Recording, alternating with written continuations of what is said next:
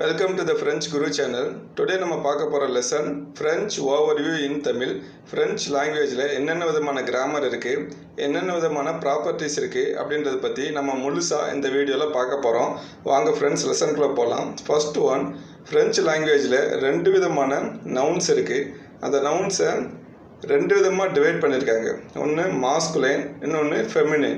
ஓகேங்களா? ரெண்டு குரூப்பா பிரிச்சிருக்காங்க. இந்த ரெண்டு குரூப்பா பிரிச்சு இத அடிப்படையா வச்சு தான் நம்ம French language பேசுறோம். இது பாயிண்ட் நம்பர் 1. இதுக்குரிய எக்ஸாம்பிள கொஞ்சம் பாப்போம். லோ, LE னா லோ. இந்த லோன்றது எப்பவுமே masculineக்கு சொல்றாங்க. லோ லி, லோ homage, லோ village. சோ இதெல்லாம் பாத்தீங்கன்னா இந்த லோ அப்படிங்கற வார்த்தையை வச்சு அதுக்கு பின்னாடி வர்ற வார்த்தைகள் மாஸ்குலைனா இல்ல ஃபெமினைனா அப்படினு நீங்க கண்டுபிடிச்சிக்கலாம். நெக்ஸ்ட் ஒன் லா தாபல், லா பைசைக்கிள், லா போ. சோ இந்த லா அப்படின்றது என்னன்னு பாத்தீங்கன்னா லான்றது ஃபெமினைன் வேர்டுக்கு வரும்.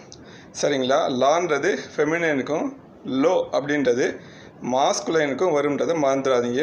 நெக்ஸ்ட் ஃப்ரெஞ்சில் நம்ம முக்கியமாக ஞாபகத்தில் வச்சுக்க வேண்டிய வார்த்தை, அங்கே வெர்ப்ஸ் 3 வகையாக இருக்குது. There are 3 types of verbs in French. ஒன்று ER, இன்னொன்று IR, இன்னொன்று RE, இல்லைன்னா OIR இல்லை IR.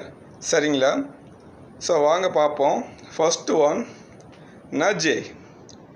இந்த நஜேன்றது எப்படி வருது அப்படின்றத பற்றி பார்க்க போகிறோம். அது ERல முடியுது இந்த வார்த்தை. இது ஃபர்ஸ்ட் குரூப்.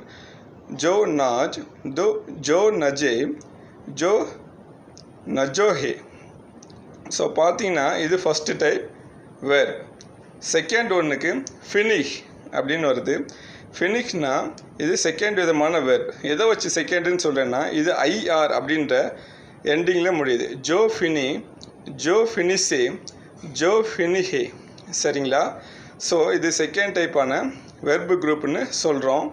இதை தவிர நெக்ஸ்ட் ஒன் பார்த்தீங்கன்னா LIRE, லீ அப்படின்னு முடியுது. இது தேர்ட் விதமான வெர்பு. ஓகேங்களா? தேர்ட் விதமான வெர்பு குரூப்னு சொல்லலாம். ஜோ லீ, ஜோ லிசே, ஜோ லிஹே. சரிங்களா? இந்த 3 விதமான வெர்பையும் நீங்கள் ஞாபகத்தில் வச்சுக்கணும். அதுக்கப்புறம் நம்ம ஃப்ரெஞ்சு லாங்குவேஜில் முக்கியமாக நினைவில் கொள்ள வேண்டிய ஒன்று என்னன்னு பார்த்தீங்கன்னா ஃபார்மிங் சென்டென்ஸ். இது இங்கிலீஷ் படித்தவங்களுக்கு ரொம்பவே ஈஸி. ஏன்னு பார்த்தீங்கன்னா இதோட சென்டென்ஸ் பேட்டர்ன் பார்த்தீங்கன்னா subject plus verb plus object அதே ஃபார்மேட்டில் தான் இருக்கும். அதனால இது நமக்கு ரொம்ப ஈஸி. நெக்ஸ்ட் ஒன் பார்த்தீங்கன்னா இந்த சப்ஜெக்ட் வெர்பு ஆப்ஜெக்ட்டு. ஸோ இதை அடிப்படையாக வச்சு தான் எல்லாமே இயங்குது. நம்ம ஆங்கிலத்தில் அதை வச்சு தான் நம்ம பேசிக்கிட்டு இருக்கோம். இது பார்த்தீங்கன்னா நம்ம தமிழுக்கு இது முற்றிலும் மாறுபடும். நீங்கள் ஆங்கிலத்தில் ரொம்ப நிபுணராகவோ இல்லை ரொம்ப ஸ்ட்ராங்காகவோ இருந்தீங்கன்னா அதை அடிப்படையாக வச்சே நீங்கள் ஒரு சென்டென்ஸை ஃபார்ம் பண்ணுங்க. இங்கே அதுக்குரிய ஒரு எக்ஸாம்பிள் பார்ப்போம். லோ காக்ஸோன் மாஞ்ச் ஆ காத்தோ. லோ காக்ஸோன் அப்படின்றது சப்ஜெக்ட், மாஞ்ச் அப்படின்றது வெர்ப், ஆ காத்தோ அப்படின்றது ஆப்ஜெக்ட். அதோட மீனிங் என்னன்னு பார்த்தீங்கன்னா கேக் அப்படின்னு அர்த்தம். ஏ பாய் ஈட்ஸ் ஏ கேக் அப்படின்றது அர்த்தம். சரிங்களா? Next one negative sentence.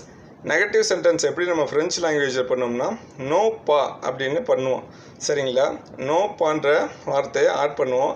இந்த நோ பாக்கு நடுவில் வெர்பு வரும். நோ பாக்கு நடுவில் வெர்பு வரும். வாங்க ஒரு எக்ஸாம்பிள் பார்க்கலாம். ஜூலியட் மாஞ்ச், ஜூலியட் மாஞ்ச் அப்படின்னா ஜூலியட் சாப்பிடுகிறாள் அப்படின்னு அர்த்தம்.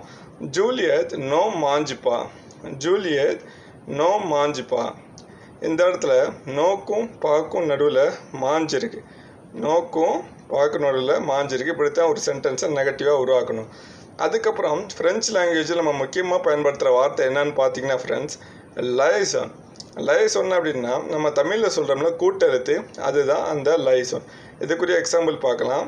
நூன்னு ஒன்று இருக்குது, செகண்ட் வேர்டு அவோன்னு ஒன்று இருக்குது. இதை சேர்த்து சொல்லும்போது நூ சவோன், நூ சவோன் அப்படின்னு சேர்த்து சொல்கிறோம்.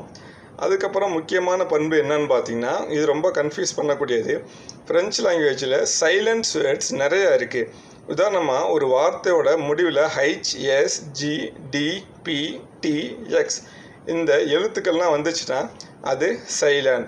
சொன்னதெல்லாம் ப்ராக்டிஸ் பண்ணுங்கள் ஃப்ரெண்ட்ஸ். தேங்க்யூ.